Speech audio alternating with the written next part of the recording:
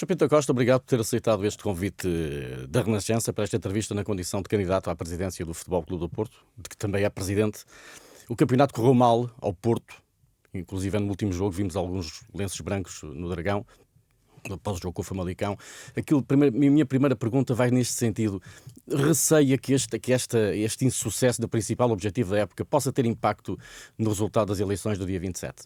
Não, eu penso que não, porque toda a gente sabe que a equipa tem valor, está a atravessar um mau momento devido também a fatores estranhos que não vale a pena estar mais uma vez a enumerar. Agora, uma equipa que fez o que fez na Liga dos Campeões com o Arsenal e até chegar ao apuramento, e que vence o Benfica por 5-0 há pouco mais de um mês, não é uma equipa sem qualidade. Unicamente tem havido fatores que estamos a mentalizar e a preparar os jogadores para se abstraírem disso e apenas irem para o jogo pelo jogo. E estou convencido que amanhã contra o Guimarães, num jogo importantíssimo, que abre as portas da final da Taça, e para estar no estádio do Eiras, a equipa vai corresponder e vai mostrar o seu real valor. Mantém a ideia de que as arbitragens tenderam a cair contra o Porto assim que André Vilas-Boas assumiu a candidatura? Mantém essa ideia firme? Eu não sei se é quando ele assumiu a candidatura, agora que têm sido infelizes, tem. Afinal, há um caso curioso. Eu protestei, fizeram-me um inquérito por eu protestar contra o que se passou no penalti do Estoril, no Estoril-Porto, e agora, afinal, o Conselho de Arbitragem vem-me dar razão, que diz que o árbitro não devia, depois de marcado, não devia ter revertido o penalti, nem o VAR devia ter intervido. Portanto, tenho um processo por ter dito aquilo que eles estão a dizer. Portanto, se calhar eles também vão ter um processo. O treinador Sérgio Conceição repescou há dias o tema do antinortismo. Partilha da ideia que de facto há, digamos que um complô para afastar o Porto da Europa? Eu acho que é tão evidente que quando eu não falo nisso, como hoje, desde que aqui me sentei, toda a gente me faz essa pergunta. Se me fazem essa pergunta, ninguém me pergunta se eu penso que os espanhóis estão a atacar o Porto. Agora, que é evidente que há uma luta norte-sul, ou Lisboa-Porto, e que querem hegemonia total no futebol, do futebol português em Lisboa, isso parece-me que é evidente para todos. Deixe-me perguntar-lhe se o facto de...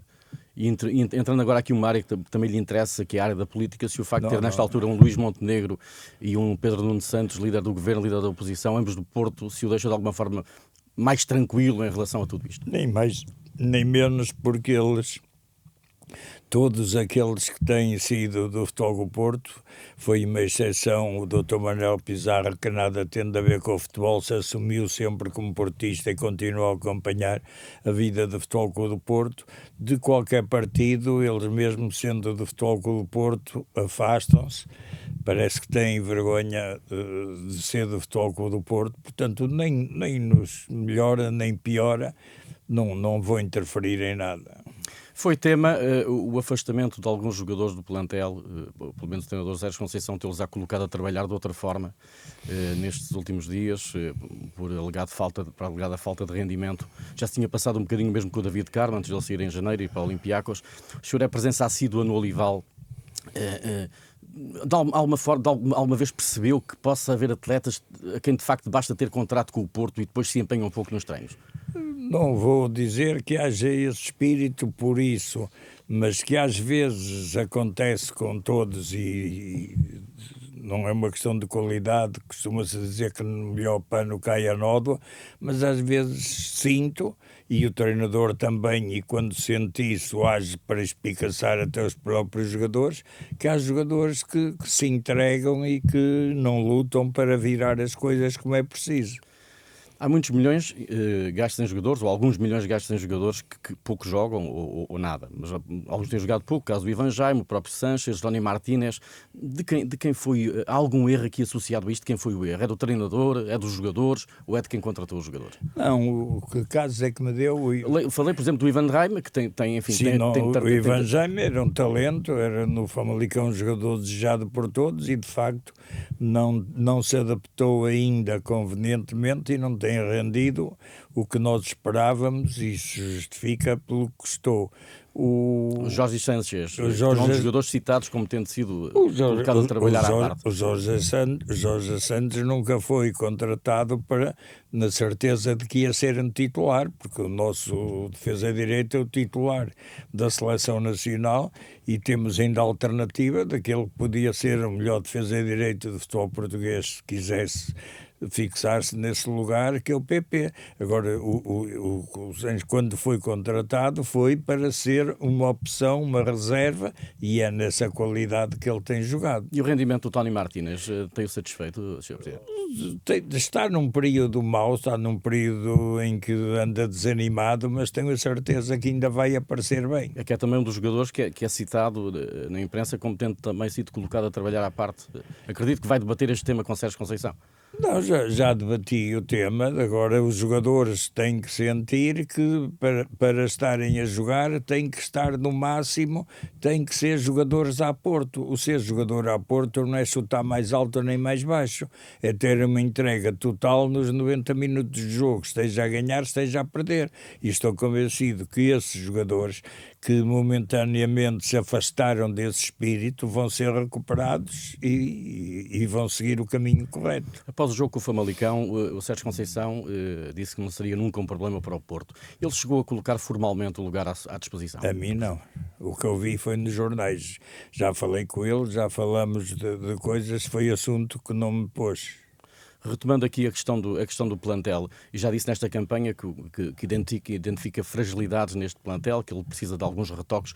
Quer concretizar um pouco essa sua ideia? Não vou, isso é uma questão técnica que eu estou a ver com o treinador, naturalmente que não vou estar a divulgar, porque ia estar a denunciar quais os nossos pontos consideramos que temos que melhorar e ia estar a dar trunfos aos adversários.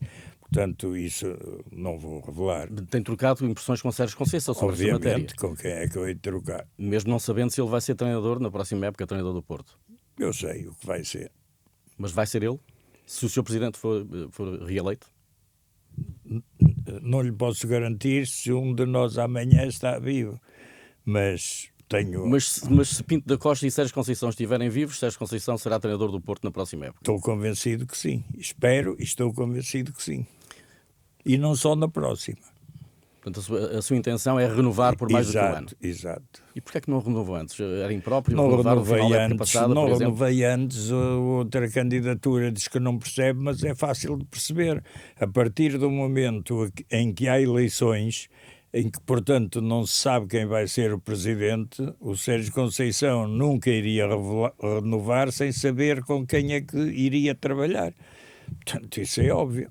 O senhor certamente já fez algumas contas e chegou a algumas conclusões relativamente ao impacto que a ausência na Liga dos Campeões pode ter na próxima época. Como é que está a encarar esse cenário? O cenário, claro que tem impacto, mas indo à Liga Europa, também recebemos dinheiro na Liga Europa que será mais do que o costume, e para compensar temos que nunca tivemos nem prevíamos os 50 milhões que vamos receber por estar no Campeonato do Mundo de Clubes. Portanto, é uma verba extra que de facto... É uma verba extra que vai tapar o buraco de uma verba normal que não entra. A Porto SAD já veio desmentir que esteja de novo a incumprir financeiramente o fair play financeiro da UEFA. Em todo o caso, há uma dúvida que me ficou relativamente a essa notícia que foi publicada na imprensa, e que é a seguinte: o Porto pagou ou não uma multa de 2 milhões de euros para ter as licenças de competições europeias? Não, senhor. O Futebol Clube do Porto, conforme se diz no comunicado, até lhe posso dizer o dia, porque tenho o comunicado aqui. O Futebol Clube do Porto, no dia 31 de março, na avaliação das condições de licenciamento para a participação nas competições, o Futebol SAD cumpria todos os requisitos, pelo que já recebeu a licença para participar nas provas europeias da próxima temporada. Portanto, não há... Agora, nem nunca falaram em multa, nem não. Agora, olha, hoje por acaso quando cheguei ao carro tinha uma multa por mau estacionamento. Gostaria de ver o Benfica ganhar a Liga Europa, até porque isso abriria uma janela de oportunidade ao Porto na Liga dos Campeões. Não, independentemente de abrir ou não abrir, gostava sempre que qualquer equipa portuguesa ganhe uma prova internacional. Naturalmente que não vou ser hipócrita, em Portugal quero que o Benfica perca sempre, mas quando qualquer equipa nacional está a jogar no estrangeiro, eu quero que ganhe. Portanto, obviamente queria que ganhasse. Mas aqui teria esse significado redobrado de abrir uma possibilidade ao Porto. Não redobrava. O Porto não está à espera disso. Agora, se isso vier por acréscimo, muito bem. Agora, o que desejo é que todas as equipes estejam em provas internacionais, vão o mais longe possível, e se puderem vencê-las seria ótimo. Não só para o clube, como para o futebol português.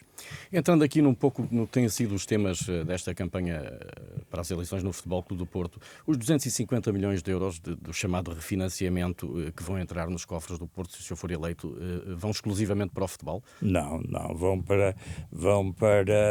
fundamentalmente vão para pagar dívida que temos, juros mais altos do que vamos pagar. Portanto, será um benefício. E depois será para pagamentos, naturalmente que também será para o futebol. Se nós queremos reforçar a equipa de futebol e evitar o máximo a vender qualquer jogador, esse dinheiro também é necessário para isso. Ninguém dá, ou empresta, neste caso, 250 milhões de euros de borla. Que garantias é que a Porto SAD vai dar em troca desse financiamento? Dá as garantias normais que em qualquer financiamento as pessoas têm. Nem lhe posso dizer agora concretamente. Sei que o financiamento, ainda ontem assinei o acordo que está feito, mas não lhe posso estar a pormenorizar, porque quem está a tratar disso é a parte administrativa. Pode garantir em absoluto que o Futebol Clube do Porto continuará a ser dos sócios no futuro? Eu acho que sou o único que posso garantir isso, porque quando o Futebol Clube do Porto teve a SAD e eu era presidente, o Futebol Clube do Porto tinha 40% das ações. Hoje fomos paulatinamente comprando e temos 74,5%. E se eu for reeleito, vamos continuar a comprar dentro de nossas possibilidades. E há uma coisa que foi definida já há muito tempo por mim, já tivemos gente interessada em comprar, os mesmos até também compraram a parte do Sporting de Braga, e eu determinei que não vendo nenhuma ação. Portanto, o Futebol Clube do Porto será sempre o dono da SAD e cada vez mais, porque cada vez mais teremos uma percentagem maior. Corrija-me se estou errado e não sei se, enfim, se me pode esclarecer nesta questão. Fernando Gomes saiu da SAD por iniciativa própria? Sim, foi uma decisão sua enquanto Não, foi uma presidente? decisão dele há um ano, já há pouco mais de um ano, há mais ou menos 13 meses, que me comunicou que tinha que sair por motivos que não interessam aqui ao caso, e eu até na altura queria sair logo. Eu pedi-lhe para chegar ao fim do mandato, para não dar a ideia de que podia haver qualquer desavença, que nunca houve. Portanto, no momento em que apresentamos, que foi ele que uma das... E na altura pediu-lhe para ele continuar? Ou não? Pedi para continuar pelo menos até ao fim do mandato. Ele, a princípio, não estava com muita vontade, mas depois compreendeu que ia dar uma ideia de não haver boa ligação entre nós, e tenho com ele até uma relação de amizade, e ele acedeu em ficar até ao final da época. O senhor tem resumido a candidatura de Vilas Boas, enfim, a um conjunto de pessoas muito em torno de Joaquim Oliveira, de Oliveira Desportos, outras pessoas que estarão com intenções de entrar no capital da SAD, no fundo, inclusive já classificou essas pessoas de inimigos do Futebol Clube do Porto. Sim. O que lhe pergunto objetivamente é se, uma vez ganhando as eleições do próximo dia 27, se tenciona propor que esses sócios estejam excluídos do Porto. Não, uma vez que são inimigos. Não, eu acho que eles nem são sócios. Muitos não são sócios. André Vilas Boas é sócio e acionista. Mas o André Vilas Boas não está nesse número dos inimigos. O André Vilas Boas poderá estar a ser levado numa orientação errada por eles. Agora, não é da cabeça dele que, aliás, basta ver quando ele apresentou o seu programa, ele, além de ter um papel escrito à frente, tinha um teleponto para ler o que lhe escreveram, não foi ele que escreveu. Portanto, de maneira nenhuma. A minha Mas também há de ter preocupação... no seu programa coisas que não escreveu, não é? Como? Também há de ter no seu programa algumas coisas que não escreveu. Não, quem faz o meu programa escreveu o meu programa, mas o que eu digo Sim. é dito por mim, pensado por mim, não vou ler o que ninguém escreveu. Nem sequer eu escrevo o que digo, porque digo, gosto de, quando falo, dizer o que penso, não é dizer o que me dizem para eu dizer. Estamos habituados a isso. Estamos habituados a isso. Agora, no dia 28 de Abril, a minha primeira preocupação será unir os sócios adeptos do Futebol Clube do Porto. Incluindo o André Vilas-Boas? Todos, não é dizer incluindo este ou aquele, a todos. Agora, sei definir quem são os adeptos do Futebol Clube do Porto e quem não são. Ou seja, Joaquim Oliveira não é adepto do Futebol Clube do Porto. Ou seja, Joaquim Oliveira, que eu conheço bem, já tivemos relações de amizade, é de coração sportinguista, toda a família tem um camarote em Alvalade, portanto pode às vezes estar interessado por parte de negócios em que o Porto corra bem, mas não é uma pessoa do Futebol do Porto. Portanto, nessa união de sócios,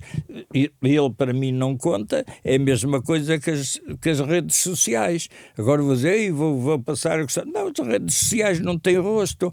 As redes sociais, a maior parte dos casos, a gente quer dizer no anonimato, porque não tem coragem de o dizer cara a cara, não tem rosto, claro. Podem continuar a dizer que a mim não me incomodam. Agora, os que são sócios do Futebol Clube do Porto, votem no Vilas-Boas, votem no Dr. Nuno Lobo, ou não votem, ou votem em branco, e eu quero-os todos unidos pelo Futebol Clube do Porto. Já que falou em famílias, antecipo já aqui uma pergunta que lhe queria fazer mais à frente. Como é que olha para o acolhimento que a candidatura do seu principal rival teve na família Pedroto?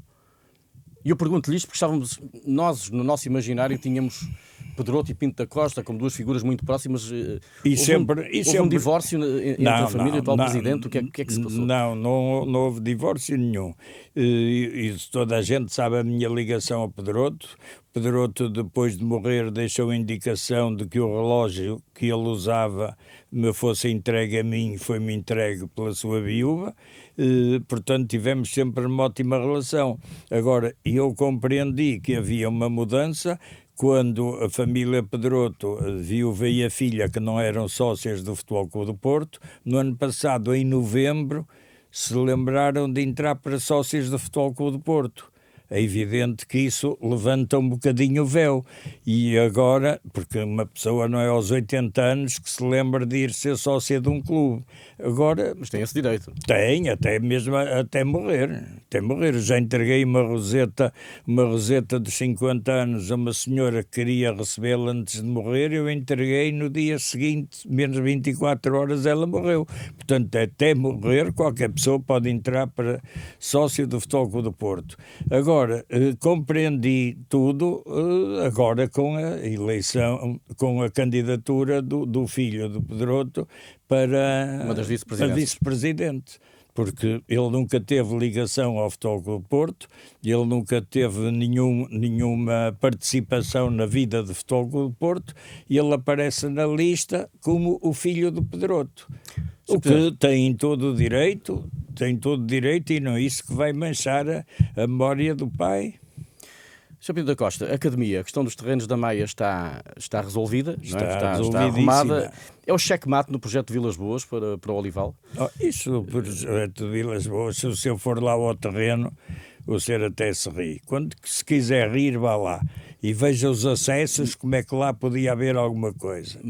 Mas ainda relativamente aos terrenos da Maia, imagina alguma possibilidade, e agora vou colocar agora não há nenhuma possibilidade. Mesmo não sendo eleito Pinto da Costa? Não há possibilidade de reversão dos terrenos da Maia? Primeiro, a finalidade terá que ser aquela. A finalidade é aquela, e seja quem for eleito ou conviesse a ser eleito, não há nenhum louco, mesmo louco, que fosse capaz de não querer fazer aquilo que está lá projetado, já autorizado.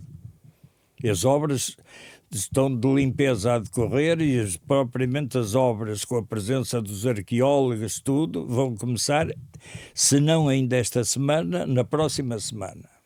Futebol feminino. sim. O seu objetivo é a entrada direta na primeira divisão. Já tem um pré-acordo com o Valadares? Não, temos em estudo um pré-acordo com 2 clubes, que não posso estar a revelar, que eles pediram para não... Mas pode dizer-me de que associações de futebol são? Isso. Vai levantar um pouco o véu, não estou a pedir muito. Não está a pedir muito, mas não.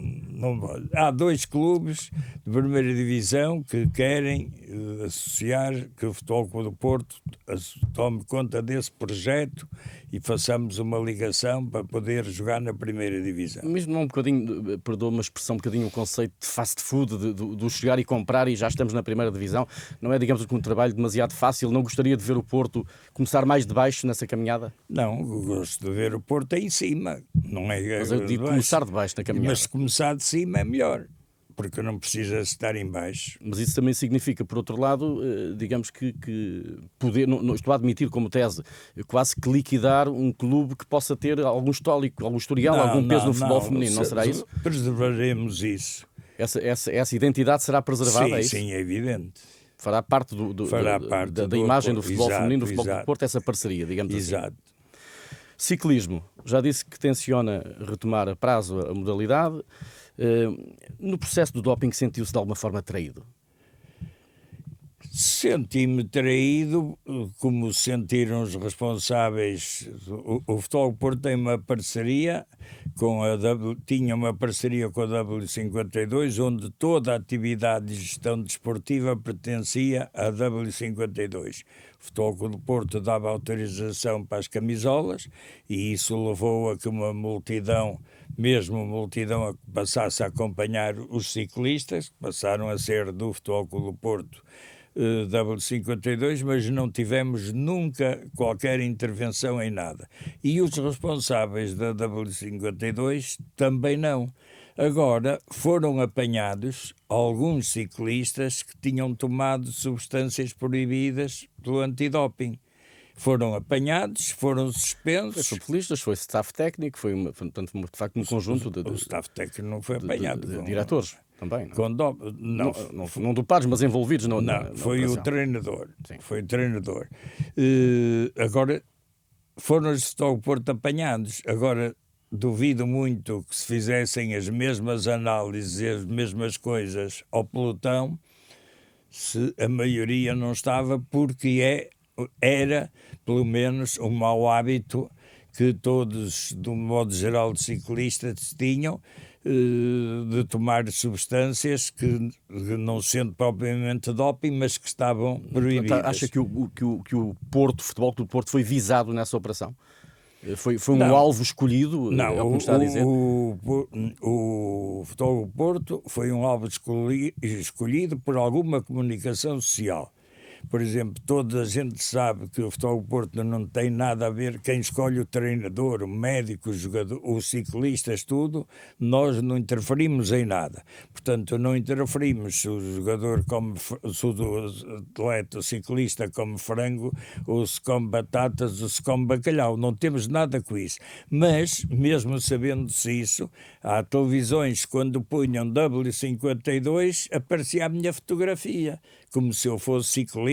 Mas a imagem do Porto estava associada, obviamente, à W52. Associavam-na, estava associada, mas não era a esse aspecto. O Futebol do Porto estava associado, digamos... A marca.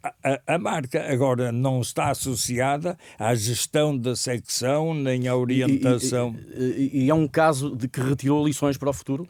É evidente, quando um dia que esteja tudo esclarecido, espero que sim, e naturalmente que os ciclistas já reconheceram e confessaram os seus erros, portanto estarão banidos da equipa, mas quando tudo estiver resolvido, vamos voltar a ter ciclismo, naturalmente com muito mais rigor, com um médico especializado que os acompanhará diariamente, não será um médico que vai lá... É quase como uma monitorização diária, exatamente, uma fiscalização, um controle diário, exatamente. Sr. Pinto da Costa, falta pouco mais de uma semana para as eleições no Porto, são dia 27, uma campanha deste género foi uma novidade para si, imagino que tenha até estranhado o ritmo. Que balanço faz desta campanha eleitoral? Tem sido muito interessante porque tenho sentido um entusiasmo. Olha, a nossa dificuldade é escolher onde é que vamos, porque toda a gente quer que eu vá aos mais diversos pontos. Olha, vou dar um exemplo do que me aconteceu no domingo. No domingo, que é o chamado dia de descanso, e eu às 2 horas fui a Argoncilho, saí de Argoncilho às 5 fui para Ceia, de Ceia saí às 7 fui para Viseu, cheguei a casa às 2 da manhã. Ontem fomos para a albergaria, por azar meu, hoje às 9 horas tinha que estar na Câmara da Maia, portanto tive que dormir a correr, mas costuma-se dizer que quem corre por gosto não cansa. Portanto, não se sente cansado? Não, porque cada vez que vou a uma casa e vejo a vontade das pessoas, o carinho das pessoas, o conhecimento das pessoas, eu sinto-me com mais força cada vez mais. Os seus rivais fazem o mesmo discurso, também se sentem muito impulsionados, particularmente o seu principal rival, André Vilas-Boas. Diz que tem sido muito acolhido e que está em crescimento na campanha dele. Ele é que sabe, eu não sei, eu acompanho a minha, a dele não faço ideia. Mas olha, ele disse aqui na Renascença que para ele é agora ou nunca e, portanto, ele não será candidato daqui a 4 anos. O senhor também já disse que não será candidato, que este, se for eleito, é o seu último mandato, definitivamente. Exato. Quem é que vê na sua linha de sucessão no Futebol Clube do Porto? Olha, eu antes disso que me falou nisso, eu não compreendo, ou antes compreendo, porque dá força à minha tese de quem está por trás e o que quer. Porque um indivíduo que hoje quer ser presidente do Futebol Clube do Porto não pode dizer, sendo uma pessoa nova, não pode dizer daqui a 4 anos já não quero. Quer dizer, eu agora ou faço um negócio ou desisto disto. O Futebol Clube do Porto não é um negócio. O Futebol Clube do Porto é uma paixão. Eu não sou aqui advogado de André Vilas-Boas. Não, nem eu. Mas, portanto, André Vilas-Boas, enfim, defende-se de que preparou esta candidatura ao longo de 4 anos e que, portanto, que esta é a oportunidade para mudar o clube, o Futebol Clube do Porto. E que daqui a 4 anos o Porto já estará muito diferente para pior e, portanto, esse já não será o momento para ele. Essa é a justificação que ele deu aqui. Para mim seria ao contrário. Se o Futebol Clube do Porto estivesse, ele diz isso porque sabe que daqui a 4 anos, se nós lá estivermos, o Futebol Clube do Porto não estará pior, estará muito melhor, mas muito melhor. Mas mesmo que me dissessem que daqui a 4 anos o Futebol Clube do Porto estava pior, era quanto mais eu sentia a necessidade de ir para o melhor. Portanto, paixões a prazo, não, por clubes, não entendo. A minha obrigação, eu sou dirigente de Futebol Clube do Porto desde 1962, sou presidente desde 82, portanto é perfeitamente normal que eu diga que este é o meu último mandato. Mas é o meu último mandato porque também tenho a certeza que no final do mandato o Futebol Clube do Porto estará muito melhor do que está hoje. E, portanto, não respondeu à minha parte da pergunta sobre a sua linha de sucessão. Quem é que imagina a suceder-lhe no Futebol Clube do Porto? Não faço ideia. Mas imagino que há alguém dentro da sua linha de pensamento. Ideia. Não é? Ainda não se iniciou este mandato, como é que eu posso saber? E depois é o que eu digo sempre, o Futebol Clube do Porto não é uma monarquia, não é uma sucessão. Os sócios é que têm que escolher e, naturalmente, tenho na minha equipa gente capaz, sinto isso e sei isso, Vítor capaz Bahia, de me suceder. Vítor Bahia, João Collor, exemplo, João Collor, António Oliveira. O António Oliveira, neste momento, se quisesse, para mim era uma pessoa preparadíssima, só que não quis, diz que entendia que devia ser eu e pronto, ficou-se. Mas chegaram a trocar impressões sobre essa possibilidade. Cheguei a pôr-lhe a hipótese, se eu não me candidatasse, dele me ceder. Ele disse que não, porque achava que o Porto ainda precisava de mim, que estaria à minha disposição para ajudar no que eu quisesse, no lugar que eu lhe destinasse, mas que entendia que eu devia ser presidente de mais um mandato. Estamos a aproximar-nos do final desta entrevista aqui na Renascença. Eu tinha ainda mais algumas perguntas para lhe colocar e uma delas é esta. Se perder, tenciona manter-se como acionista da SAD? Claro, e sócio, sou sócio 587, sou sócio honorário, sou presidente honorário, porque é que eu não havia de me manter? Portanto, é uma paixão para a vida toda, digamos assim. Claro, é evidente, não é a prazo. Não tem data marcada para servir o Futebol Clube do Porto. Data marcada está marcada por Deus. É quando eu morrer. Um resultado bom nas eleições para si, imagino que seja ganhar, nem que seja só por mais um voto, não é? A ganhar numas eleições ou se ganha ou se perde. Se ganhar por não voto é ganhar. Como é que imagina o Porto sem Pinto da Costa? Não faço ideia, não sou vidente. Não sou vidente. Mas certamente já colocou esse cenário de, por exemplo, não ganhar estas eleições enfim, o clube assumir a viragem para um rumo que não é o seu, não é? Claro, isso não tenho a mínima dúvida. Não tenho a mínima dúvida. Basta ver o que as pessoas que estão por trás disto fizeram no Sporting de Braga. Compraram, venderam grande parte, creio que até já a maioria aos árabes. O Joaquim Oliveira aproveitou a onda e vendeu as ações dele que tinha no Sporting de Braga para encaixar uns milhões. É aquilo que eu vejo no futuro do Futebol do Porto. Você tem falado muito do Braga ultimamente, tem falado com o António Salvador sobre... Sou amigo do António Salvador. E ele não se mostra incomodado com estas alusões frequentes ao Braga? Ele sabe que é assim, ele também já fez uma obra fantástica, quando sair vai deixar uma obra fantástica, com vitórias no futebol, com uma academia magnífica, portanto ele não tem que se incomodar com nada, é vida. Se aparecem compradores que não pode evitar de vender, não pode fazer nada. Agora, uma coisa lhe volto a repetir, comigo podem trazer o dinheiro que quiserem, o Futebol do Porto não vende nada da sua posição na SAD. Voltando aqui um bocadinho ao futebol e caminhando já para o final, havia uma ideia à partida de que Sérgio Conceição não seria um nome presente na campanha, mas ele tem sido muito falado, e também por si. É importante ter o treinador consigo nesta fase? A mim é importante ter o Sérgio Conceição como treinador. Agora comigo, toda a gente sabe que ele está comigo. Alguém tem dúvida que ele está comigo? Aquele abraço que ele me foi dar na minha apresentação de candidatura, quer dizer o quê? Estava-se a despedir? Não me pareceu. Portanto, toda a gente sabe que ele está comigo. Vê em Sérgio Conceição um seu aliado nestas eleições? Não vejo um treinador que é meu amigo, para além de treinador, que está comigo e que, tenho a certeza, vai continuar comigo. Agora, não o quero envolvido nas eleições. E acho uma grande irresponsabilidade, porque a escolha do treinador é a coisa principal, a decisão mais importante. Acho extraordinário que as outras candidaturas ainda não tenham um treinador. E o candidato Vilas Boas ainda ontem ou anteontem disse que não tinha falado com nenhum treinador, que está à espera quando foi eleito para se sentar com o Sérgio Conceição. Acho isto uma responsabilidade. Eu não estaria à espera que ele falasse com ele agora, não é? Até seria uma deslealdade para consigo, ou não? Não, para comigo não. Se o Sérgio, se ele quisesse falar com ele, tenho a certeza que o Sérgio me diria. Se calhar não falaria. E vamos ver se falará um dia. Agora, acho uma irresponsabilidade não ter a garantia de que, se fosse eleito o Sérgio Conceição, ficaria, ou não ter uma alternativa 15 dias ou menos das eleições. Há uma irresponsabilidade. Já me disse há pouco que vai continuar como acionista da SAD, ainda que perca, sim. E eu faço a mesma pergunta relativamente às suas presenças como sócio do Futebol do Porto no Estado do Dragão.